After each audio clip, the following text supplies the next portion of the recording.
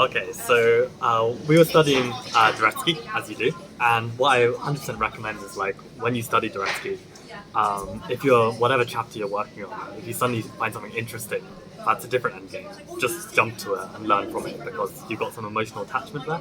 But anyway, me and Ben somehow got to king and rook and king and bishop, just to try and understand what's going on. And I was showing Ben that there's basically this drawing technique where if you're playing with a king and bishop, you want to put your king in the corner of the opposite colour square to the bishop, shuffle the bishop like this, and it'll be a draw. If the king is on the other side, then this is a loss, because the king and the bishop are on the same colour, and you can zugzwang and check it, right? So I thought this was just like clear-cut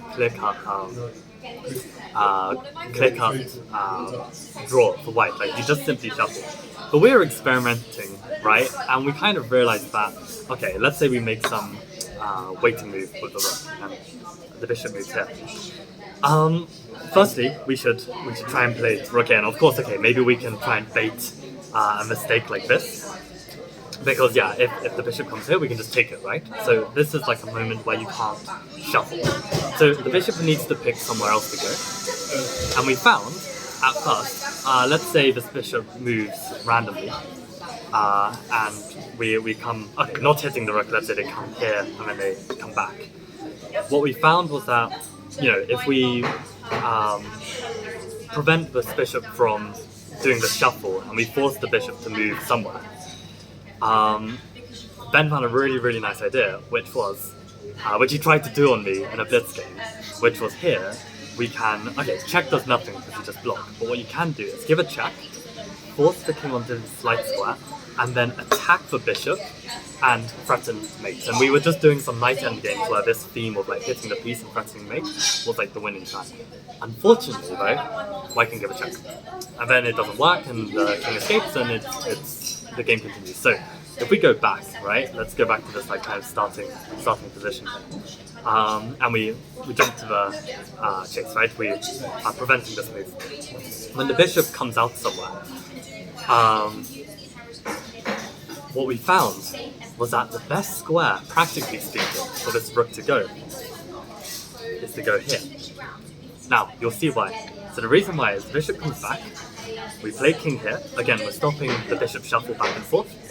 And the very interesting thing is that the bishop needs to decide where to go. Now, the very cool thing is that, in fact, one of the most natural squares for the bishop is a blunder. And actually, have a think, pause the video, where would you put the bishop? Just intuitively, what would be your first instinct? And comment below what you would play. Okay, so basically, by putting the rook here, I believe we discourage, well, you can't put the bishop here, otherwise you take it, and this is the most natural square, right, in the center. So we prevent that. And then, okay, you probably wouldn't naturally just put the bishop like so limited all the way back here. So I think a really natural square, I mean probably this is going to be best, but a really natural square would be here, right? Because you attack the rook, you see that check is just met with block, so you think this is fine.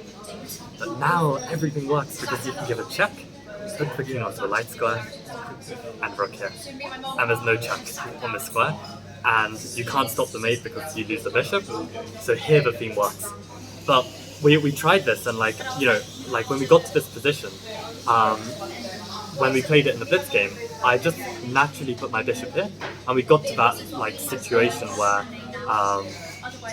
okay, yeah, what's the position? Something like this and check. Yeah, the check, right? And then hitting the bishop. And this didn't work because I had a check. But I was just lucky that I had this check. I didn't see this or anything. So I think if you can control this square so that you reach this position where, yeah, they can't come here, they might get baited into this.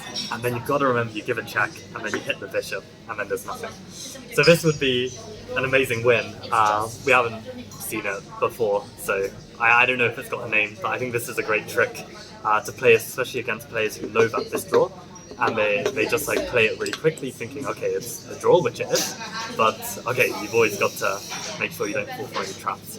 So, what did you call it, Ben? Like winning the unwinnable? Yeah, winning the unwinnable. Well, we need a name. Comment below what you think the name of this trick should be. But yeah, I thought that was pretty cool.